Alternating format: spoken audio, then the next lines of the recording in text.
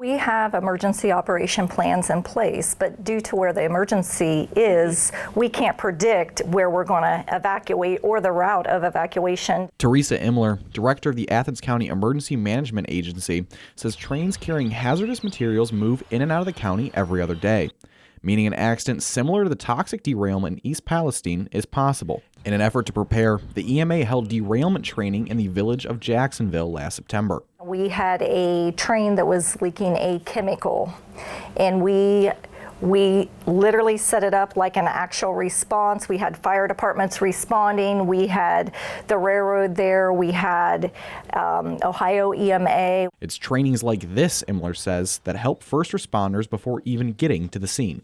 Athens County 911, when that call comes into them, they have a set of standard operating guidelines that they have to follow. So if they enter train derailment into their CAD system, it'll tell them exactly who they need to notify. But as a small EMA office, in a big emergency, the county can only do so much. You have this mass emergency. Not one small county in southeastern Ohio could handle in East Palestine.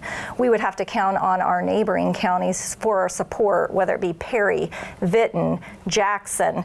As for the railroad companies, Connor Spielmaker, Senior Communications Manager for Norfolk Southern, says the company is working to help prepare first responders.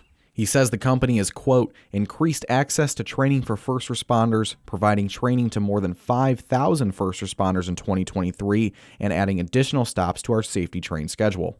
Spielmaker says for tracks operated by Norfolk Southern, the company has, quote, launched a next-generation digital inspection portal to add an additional layer to train inspections, and are on track to complete the goal of shortening distances between hot hearing detectors on our court network to approximately 11 miles apart by the end of the year. As for what you can do to prepare in the case of a derailment like what happened in East Palestine, or for any disaster, Imler says it's always important to have a plan. They should have a means of communication on how to contact their family member. They should have resources, supplies. They should have a plan on what they need to do if there is an evacuation order. You don't want family members searching for family members.